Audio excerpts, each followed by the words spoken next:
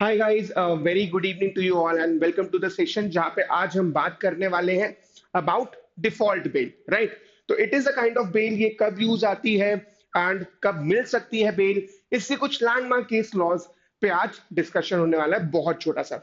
And recently ही यही topic एक passage में भी आया था in one of the earlier मॉक्स, right, जिसमें बहुत सारे बच्चे कंफ्यूज हो गए थे। सो आई थॉट कि इस पे एक छोटा सा वीडियो जरूर होना चाहिए and we'll try to cover as many videos as we can, as many topics as we can, so that अपन को मॉक में भी इजी रहे और क्या पता क्लैट में भी आ जाए। Right right? तो ज्यादा से ज्यादा टॉपिक्स समझना और उसके अकॉर्डिंग फिर आंसर कर पाना, यही इंपॉर्टेंट है हमारे लिए क्लैट क्रैक करने के लिए। राइट, सो ज्यादा से ज्यादा टॉपिक्स पे फोकस करना है एंड उसको अच्छे से समझने की कोशिश करनी है। ठीक है, सो इसी सीरीज में आज हम डिफॉल्ट बिल डिस्कस करने वाले हैं। उससे पहले एक बहुत छोटा सा डिस्कशन अराउंड कि अरेस्ट का पर्पस क्या होता है। राइट, पहले भी बहुत सारी वीडियोस में ये बताया गया एंड ये इंपॉर्टेंट भी है समझना कि अरेस्ट किया क्यों जाता है। तो अरेस्ट करने के कुछ पर्पसेस होते हैं।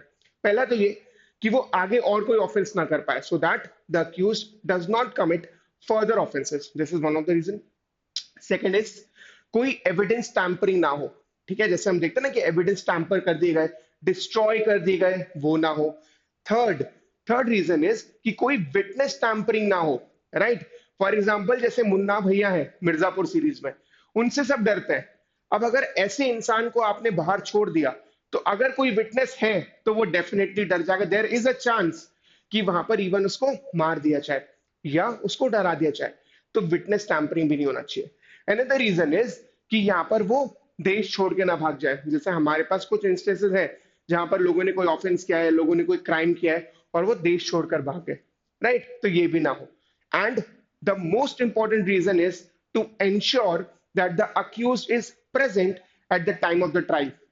ये सुनिश्चित करना, ये एंश्योर करना is the primary purpose of arrest, कि जब ट्रायल चले so at that particular point of time accused जो है वो प्रेजेंट रहे कोर्ट में। ये सबसे इंपॉर्टेंट रीजन है जिस वजह से अरेस्ट किया जाता है। अब हमें पता है कि अलग अलग टाइप्स की बेल भी होती है, तो be it regular bail, anticipatory bail, interim bail, transit bail. अब इसी में एक तरीका होता है डिफॉल्ट बेल, जिसको स्टैट्यूटरी बेल भी कहते हैं, जो अपन आगे अभी डिस्कस करने वाले हैं। ठीक है, ये एक तरह का बेल है जो कि सीआरपीसी में दिया गया है। ठीक है ना। अब एक बार छोटा सा डिस्कशन कि कस्टडी कितने प्रकार की होती है और कस्टडी होती क्या है। राइट, तो कस्टडी इज बेसिकली आप किसी के साथ हो। राइट, जैसे बोलते हैं ना पोजेशन में होना, उस तरीके से। तो दो तरह की कस्टडीज होती है, एक होती है पुलिस कस्टडी और एक होती है जुडिशियल कस्टडी। पुलिस कस्टडी जैसे कि टर्म हमें बताता है, क्या समझ में आ रहा है कि आप ना पुलिस के साथ रह रहे होगे, है ना, बेसिकली पुलिस स्टेशन में। राइट, तो वहां पर आप हो, पुलिस की कस्टडी में हो। राइट, इसका जो मैक्सिमम पीरियड होता है that is of 15 days. Maximum period जो होता है पुलिस कस्टडी का, जो कोर्ट ऑथराइज कर सकती है, वो सिर्फ 15 दिन है।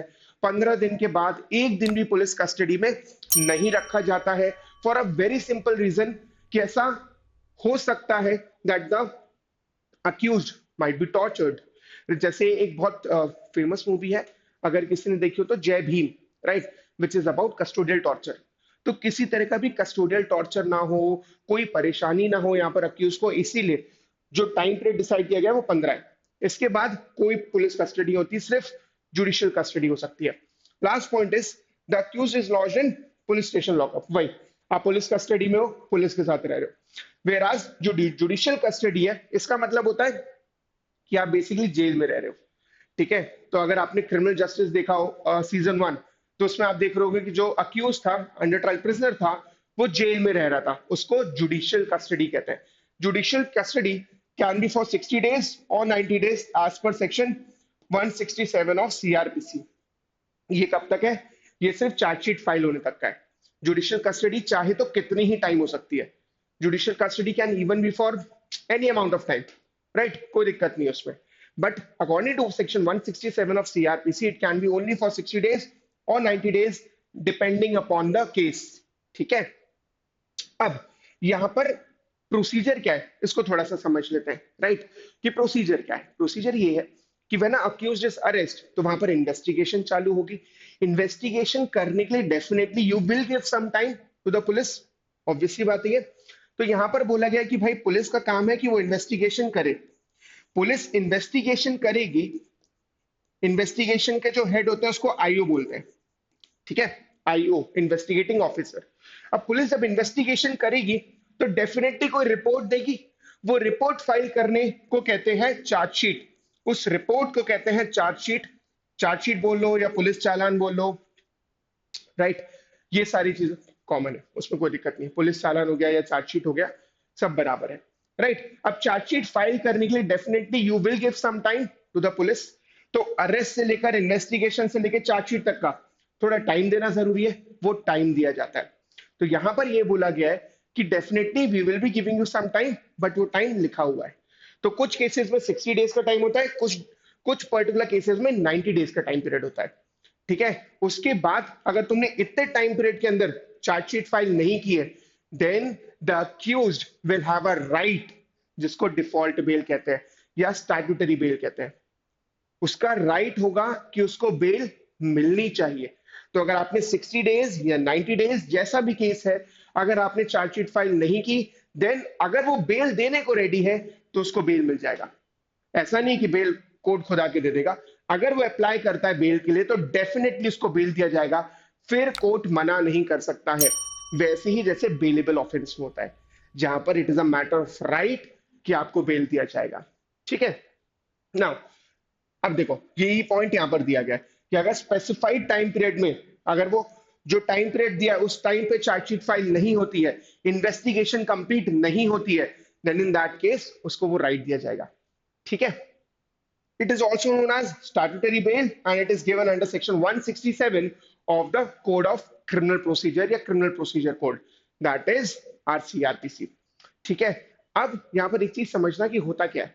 So when a person is arrested, आपने आर्टिकल 22 में पढ़ा होगा, सीआरपीसी में भी कई सारे सेक्शंस में ऐसा दिया गया है कि जैसे ही अरेस्ट किया जाता है तो आपका फंडामेंटल राइट है कि विद इन 24 आवर्स आपको मजिस्ट्रेट के सामने पेश किया जाता है। You are taken to the nearest magistrate within 24 hours, excluding the time taken for travel, ठीक है। तो अब जब आप मजिस्ट्रेट के सामने जाएंगे तो मजिस्ट्रेट साहब ऐसा थोड़ी कि अपने पास रख लेंगे आपको, मजिस्ट्रेट साहब यहाँ पर ऑर्डर करते हैं। So the magistrate orders that the person will be sent to either police custody और जुडिशियल कस्टडी।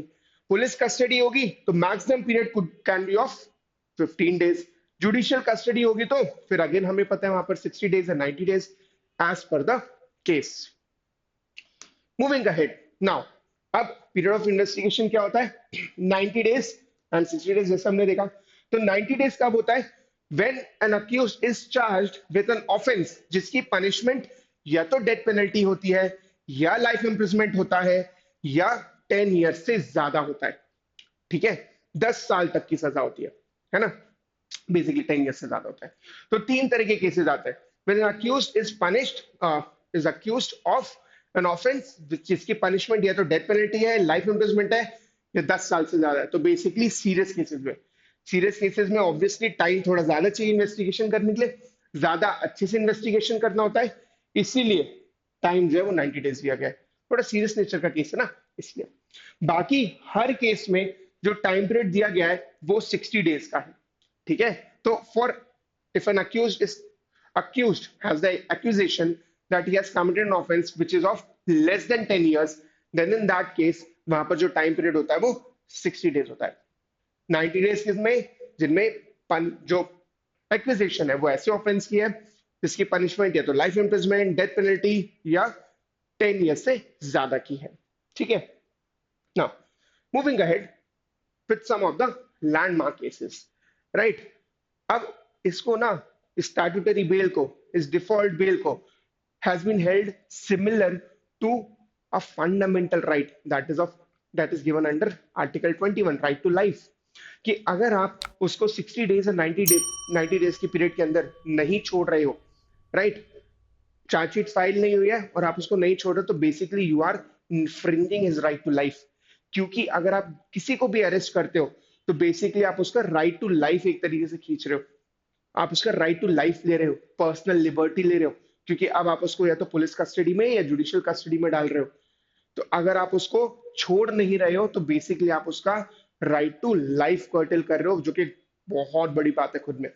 तो the first case is of CBI versus Anupam J Kulkarni, जहां पर यह बोला गया कि डेफिनेटली यहां पर राइट है, ऐसा किया जा सकता है कि मजिस्ट्रेट जो है वो पुलिस कस्टडी दे सकते हैं एंड उसके बाद जुडिशियल कस्टडी भी दे सकते हैं, ठीक है। बट यहाँ पर पुलिस कस्टडी जो है ना वो 15 दिन तक के लिए दी जा सकती है। तो जब अरेस्ट किया गया, होता जनरली यही है कि जैसे ही अरेस्ट किया गया, मजिस्ट्रेट के सामने ले गए विद इन 24 आवर्स वाला पॉइंट, तो आप उसको 15 दिन के लिए या पहली बार में ही जितना भेजना है भेज दो पुलिस कस्टडी में, क्योंकि एक बार पुलिस कस्टडी खत्म हुई ना, उसके बाद सिर्फ और सिर्फ जुडिशियल कस्टडी हो सकती है, उससे ज्यादा नहीं। तो मैक्सिमम पीरियड शुरू के 15 दिन में ही होना है तो पुलिस कस्टडी होगी, इसके बाद सिर्फ और सिर्फ जुडिशियल कस्टडी ही होती है, ठीक है। अनटिल कोई डिफरेंट केस हो या डिफरेंट ट्रांजैक्शन हो, वो एक अलग बात है। अदरवाइज 15 दिन से ज्यादा जुडिशियल पुलिस कस्टडी होगी ही नहीं।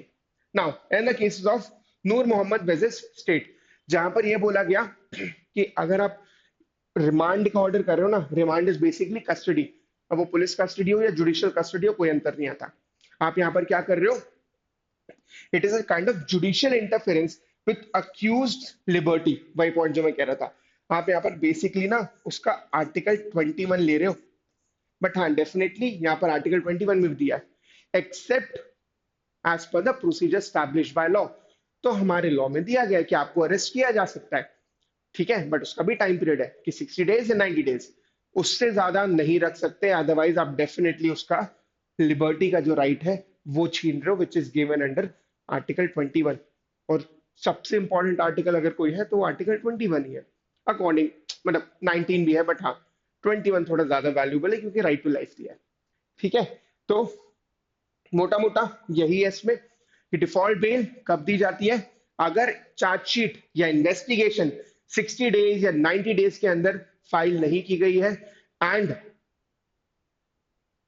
कुछ भी नहीं हुआ है, कुछ भी नहीं हुआ है मतलब वहां पर उन्होंने चार्जशीट फाइल नहीं की है, इन्वेस्टिगेशन जो भी स्टेज पे कोई अंतर नहीं आता, चार्जशीट फाइल की है कि नहीं, राइट। तो अगर चार्जशीट फाइल नहीं की विद इन 60 डेज या 90 डेज, तो अक्यूज्ड का एक राइट हो जाता है कि उसको बेल मिलेगी, प्रोवाइडेड ही इज रेडी, कि वो वहां पर बेल के लिए अप्लाई करने वाला है। अगर उसने बेल के लिए अप्लाई कर दिया, बात खत्म।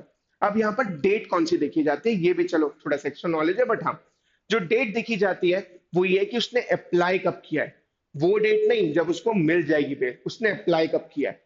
अब इसके भी कुछ नुआंसेस हैं, राइट, इसके भी कुछ निटिग्रिटीज हैं कि कई बार ऐसा होता है कि जो एप्लीकेशन होती है ना बेल की, उसको लंबे टाइम के लिए टाल दिया जाता है, जिसके अगेंस्ट भी सुप्रीम कोर्ट ने बोला है कि मजिस्ट्रेट्स को या जजेस को ये काम बिल्कुल नहीं करना चाहिए।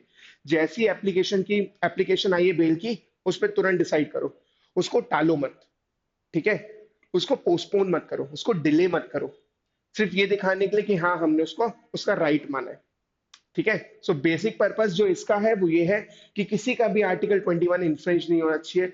तो अगर प्रोसीजर जो दिया गया है वो फॉलो नहीं किया गया, 60 डेज या 90 डेज के अंदर चार्जशीट फाइल नहीं हुई है, देन अक्यूज को ये राइट है, और अगर वो बेल के लिए अप्लाई करता है तो उसको बेल देना पड़ेगा, right? So this is what is default bail or statutory bail. We'll be coming up with more topics which will help you for mocks as well as for client. Thank you so much and stay safe. Bye bye.